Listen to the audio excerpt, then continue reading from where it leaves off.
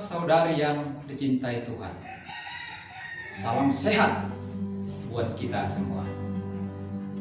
Pada kesempatan ini kita berada pada bulan Kitab Suci Nasional pada tahun 2020. Dan pada saat ini juga bahwa kita masih berada atau diguncang oleh situasi pandemi COVID-19 yang meluluh lantarkan semua aspek kehidupan, termasuk aspek kehidupan hidup gereja. Kendati demikian, Komisi Kerasulan Kitab Suci Keuskupan Kaum Medan bekerja sama dengan Komisi Kateketik, Komisi Kepemudaan, Komisi Keluarga, Komisi Komsos KAM, dan KKIKAM mengupayakan dengan bijak agar seluruh umat beriman memberi perhatian khusus kepada firman Tuhan, sabda Allah yang tertulis dalam kitab suci, dengan sesering mungkin membaca, merenungkan dan melaksanakannya di dalam kehidupan sehari-hari. Salah satu kegiatan yang dilaksanakan adalah dengan berkhotbah, dan pada kesempatan ini izinkan saya menyampaikan renungan berdasarkan perikop Injil Matius bab 25 ayat 14 sampai dengan ayat 30. Permenungan ini saya berikan judul "Saya harus mengembangkan anugerah dan kemampuan yang Tuhan berikan kepada saya, sehingga saya ikut berbahagia bersama Tuhan."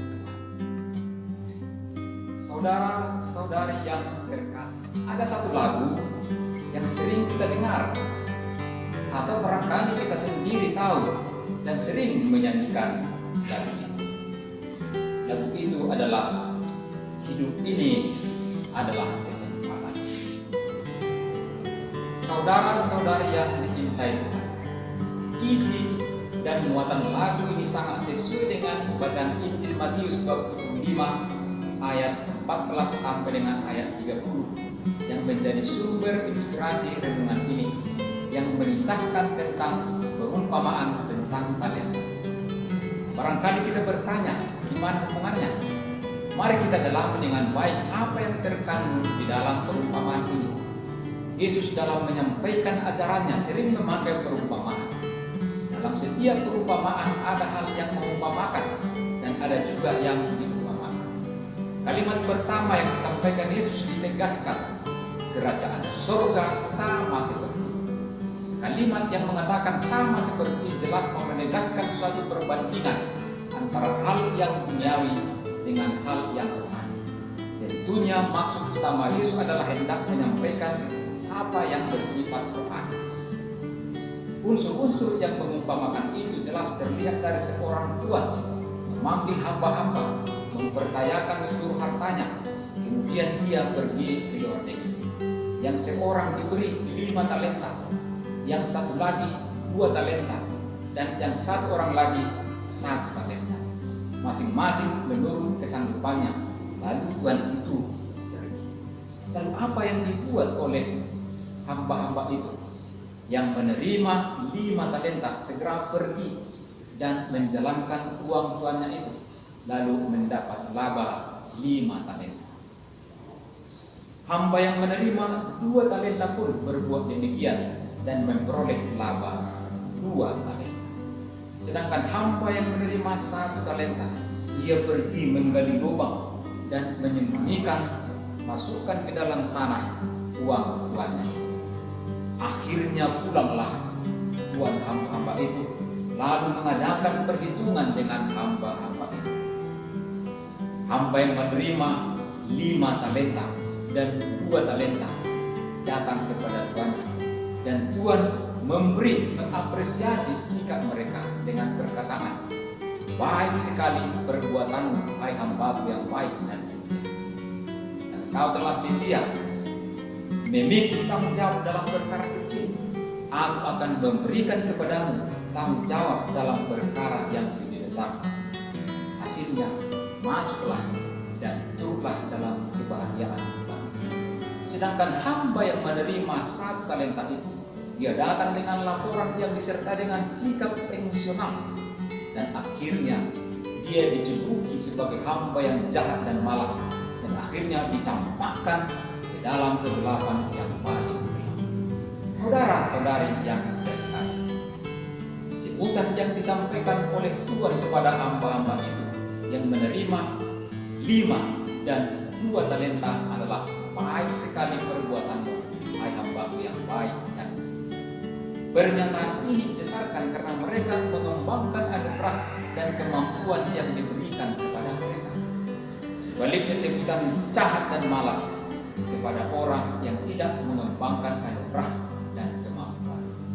Perumpamaan tentang talenta merupakan bagian pengajaran tentang akhir zaman, kedatangan Tuhan, dan dipakai. Perumpamaan tentang talenta merupakan bagian dari pengajaran tentang akhir zaman. Kedatangan Tuhan tidak dapat diketahui atau diterka soal waktu seperti itu. Kerajaan Allah seumpama seorang Tuhan yang mempercayakan kepada hamba-hambanya seluruh harta. Tuhan itu merupakan gambaran Allah, sedangkan hamba menggambarkan saya, Anda, dan kita semua. Sesungguhnya talenta itu adalah satuan mata uang dalam jumlah besar. Saudara-saudari yang terkasih, menjadi refleksi bagi kita tentang maksud dari perumpamaan itu. Kita tentu mengharapkan dan merindukan sapaan Tuhan kepada kita dengan ungkapan hamba yang baik dan setia. Kita tentu mengharapkan bahwa agar hidup kita selalu bahagia karena melaksanakan apa yang dipercayakan Tuhan kepada kita. Tuhan mempercayakan satu tugas kecil.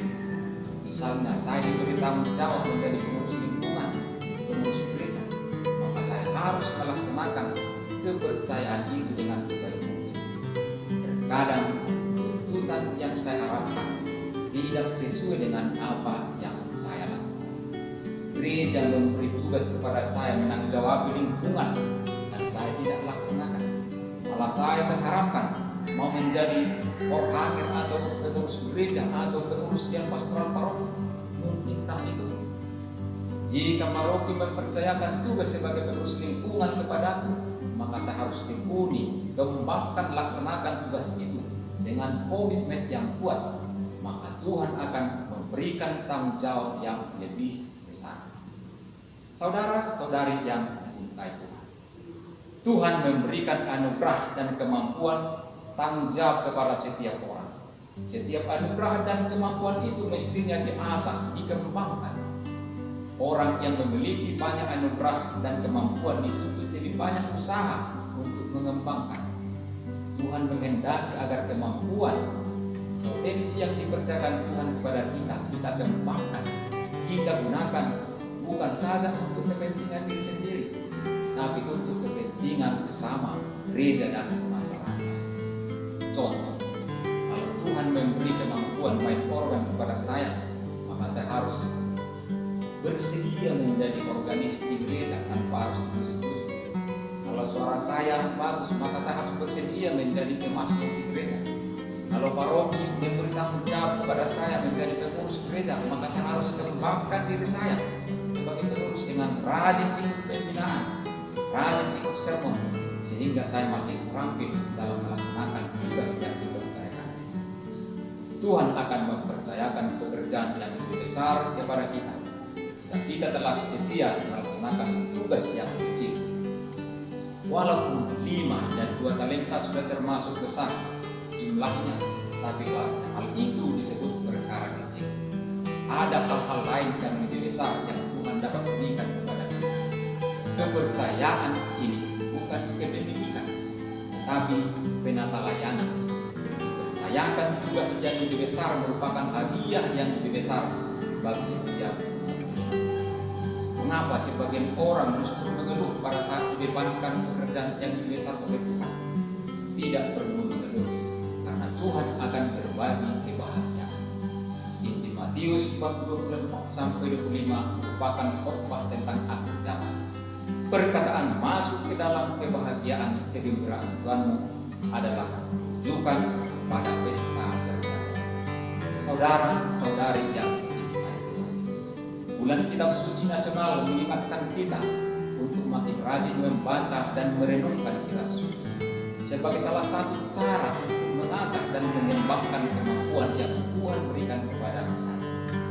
Sebagai pengikut Tuhan, kita harus terus-menerus mengembangkan anugerah yang diberikan Tuhan dengan berani bersaksi kebenaran, bertindak adil dan berbuat kasih. Mari mengembangkan kemampuan-kemampuan yang diberikan Tuhan kepada kita secara bertanggung jawab. Saya, kita, Anda dipanggil untuk mengembangkan anugerah dan kemampuan yang diberikan Tuhan. Marilah melaksanakan tugas yang dipercayakan Tuhan melalui gerejanya dan pelayannya dengan komitmen yang kuat. Marilah bertanggung jawab terhadap tugas yang kecil yang diberikan kepada kita, sehingga kita mendapat hadiah turut dalam kebahagiaan bersama Tuhan. Hidup ini adalah kesempatan. Hidup ini untuk melayani Tuhan. Jangan sia-siakan waktu yang Tuhan berikan. Hidup ini harus jadi berkat. Amin.